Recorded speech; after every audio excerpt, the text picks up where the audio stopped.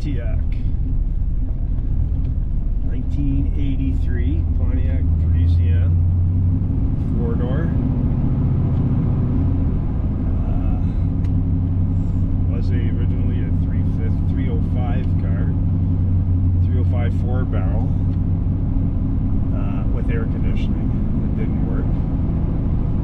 It's now with a turbo 200 or whatever, 250, whatever junk they were back then.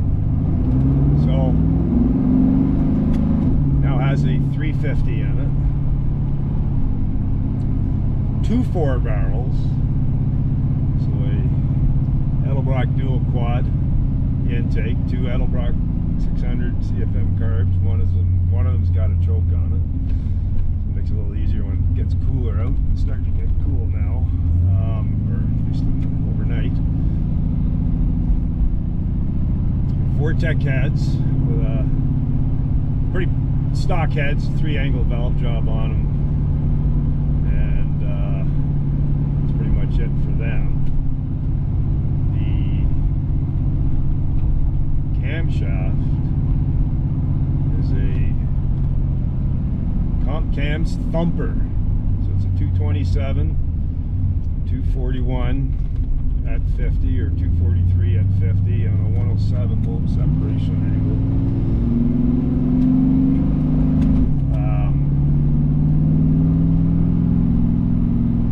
It actually works pretty good.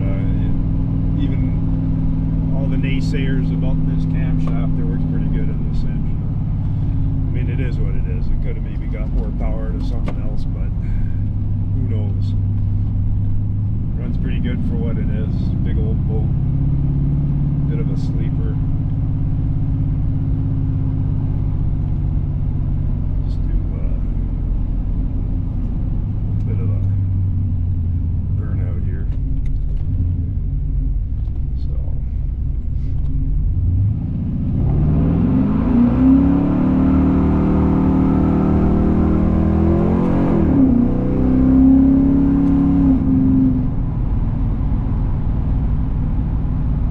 headers. 2.5-inch manual bent exhaust.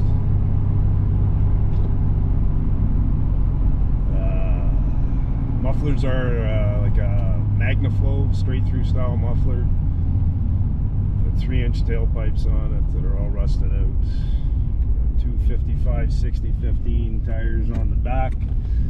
215 70s on the front, I believe. Transmission.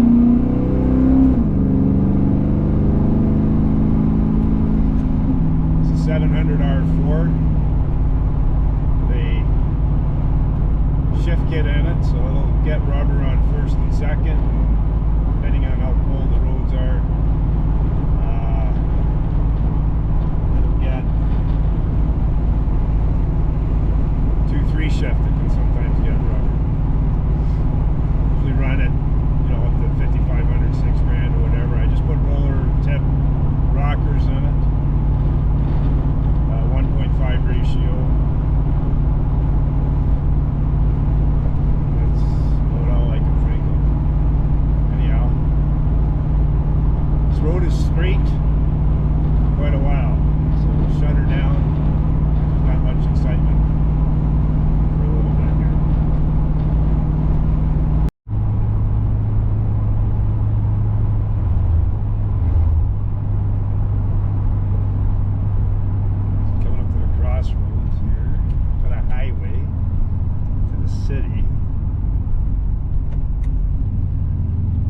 Got a B&M ratchet shifter in this thing, which I really like.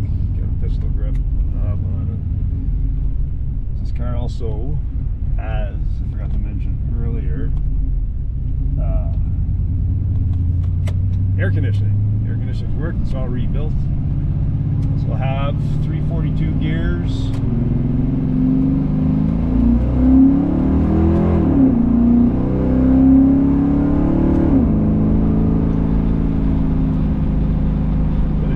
In the back, a supposedly 2,500 RPM converter in here, but it's more of a, I think it's closer to 2,000. It would be better with 3,000 RPM converter with this cam. See, the thing with the cam is you just throw this cam in a stock engine with a stock converter, it's going to run like a piece of crap because it needs RPM. And if you don't build it and you have stock gears, and it's just going to be a slug. If you don't build your engine in your car around the camshaft, you know, you need heads. Excuse me, you need heads that flow. You know, Pontiacs are pretty good. You need gears, so you need a high. You know, a highway gear won't work with this cam. And you need a converter. This converter's okay.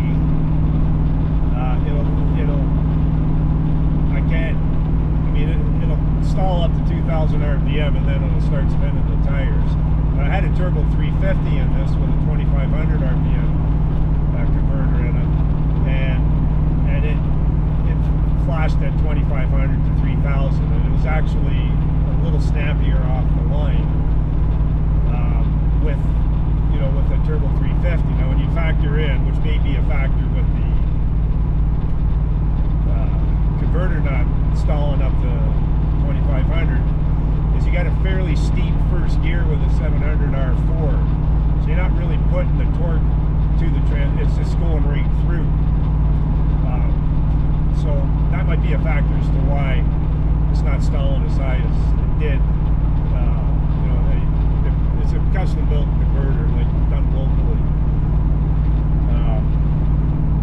With the turbo 350, a different converter obviously. Turbo 350 was a 2,500, installed at 2,500, and drove like that in the city. Had a lockup. There's a lockup converter, so it would lock up on the highway. This has a lockup converter as well. So right now I'm doing 118 kilometers an hour at 2,200 RPM. So if you're in the States, whatever that works out to, 120, it's like 75 miles an hour. But anyhow, I mean, this is got an AM/FM stereo. It's a nice, comfortable highway cruiser. I do right now. I mean, it's cooler out. It's about 15 degrees, maybe 16 degrees Celsius. I'm running at about 170 degrees, I guess. But when it is hot, when it's up in the 80s and 90s, the engine will run up into the 210 sometimes. When I have the air conditioning on, it'll get a little hotter. So I'm going to get a bigger aluminum rad. Essentially the same kind of rad that you would have in a Camaro, a second generation Camaro. That'll be the next upgrade, because I do want to do some road trips with this. I do want to go, I want to do a road trip to Nashville in this car, which is a pretty good hike. I mean, we're in Regina, Saskatchewan, so you go to Google Maps and do that. It's a 24-hour drive, so it'll be 2 12-hour days and three 8-hour days, which is what I prefer to do. But it'd be nice. I mean, the car's not horribly fuel efficient with the dual cars, but it's not too bad when I'm just cruising along on the highway if I keep my foot out of it and stay on the idle circuit. So in other words, doing 70 mile an hour, I guess, 68, 70 mile an hour. It's not too bad, but whatever. It's got a big tank, so it's still some decent fuel range.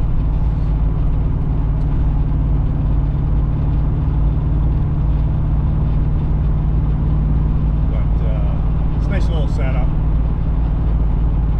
It's a fun car to drive.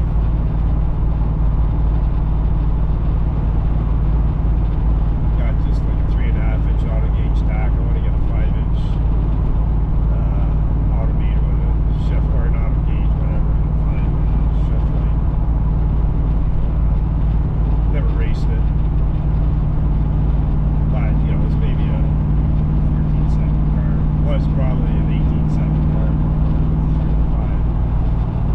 I had like 1.5-inch pipes. I couldn't believe how small the pipes were. I had dual exhaust put on it. They're probably 2-inch. Maybe it was probably 2-inch exhaust, but they're 1.5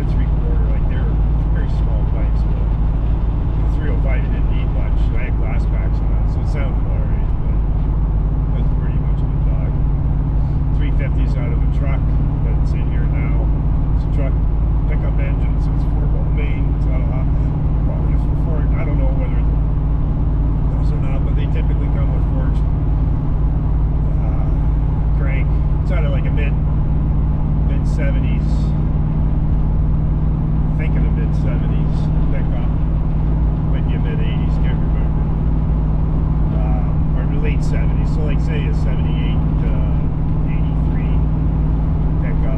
So I think they came with forged brakes. It's 4-wheel main for sure. I believe forged rods, cast pistols, but that's all right. Doesn't burn oil. It runs right now. Oil pressure's not terribly high. Like I'm tacking at 2100, and I got like 43 psi with 1540 mineral oil and truck oil. I think diesel oil. Seems to be fine. Doesn't knock. It's pretty quiet. Does the trick. But yeah, nice blue sky. To the right of me, which is to the east, pretty black clouds there, but it's not coming towards us here.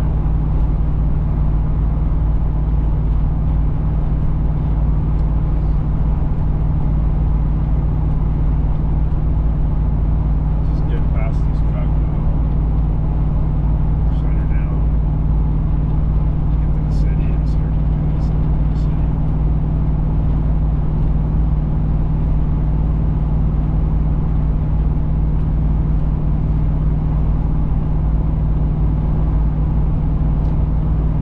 Do have door weather strips on it. I had every intention of putting them on this winter, but this summer.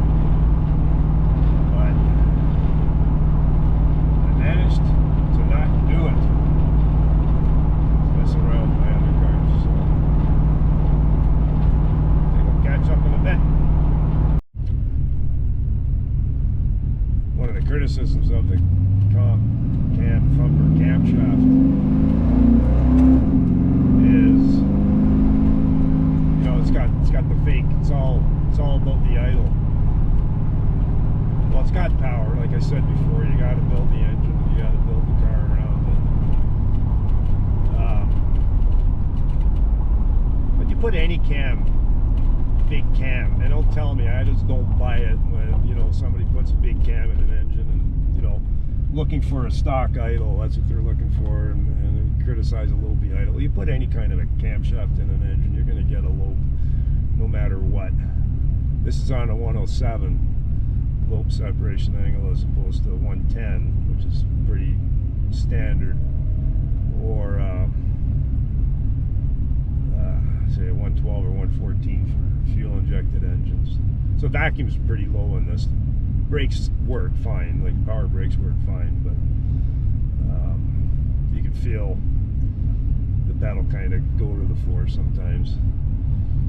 For the most part, it's good. But yeah, it's got a nice low B idle to it. I idle it at in neutral at about 1,000 to 1,100 RPM.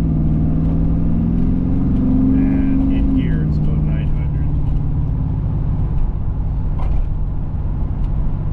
I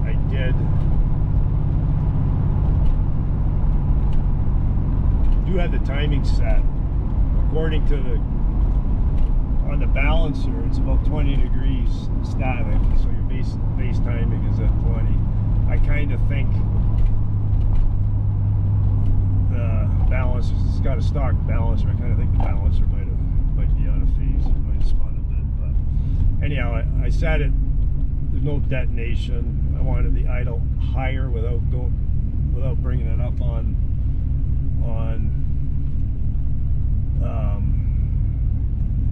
the idle screw, because then you know almost past the idle circuit transfer slot, and then it tends to run rich. So I bumped the idle up, or the timing. Usually I run the timing off the manifold port of the for vacuum, but because this doesn't make much vacuum, I'm not getting any advance on the idle.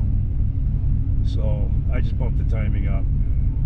I don't know what it is at full. It's probably like 40, but it works fine. And being or not 40, but probably like 36 or something. But the balancer, I think, is out of whack. So because it starts fine. If it is hot though, I will get that. You know, when your starter's a little hot and you kind of get that. It'll turn and then stop and then go, which which is kind of on the edge of timing too, I guess, but for the most part it does the trick.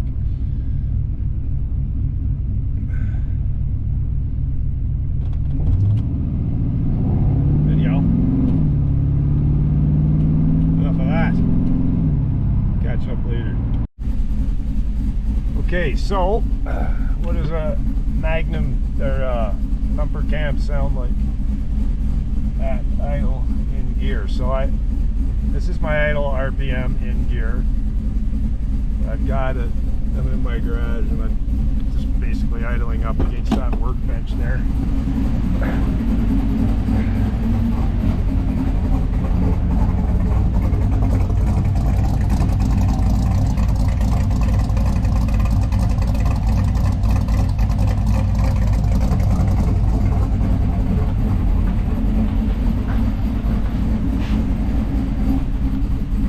Sounds like an idle in gear.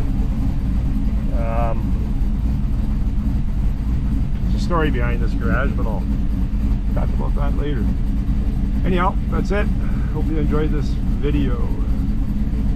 We'll catch up later. Hey, and don't forget to subscribe. Thanks.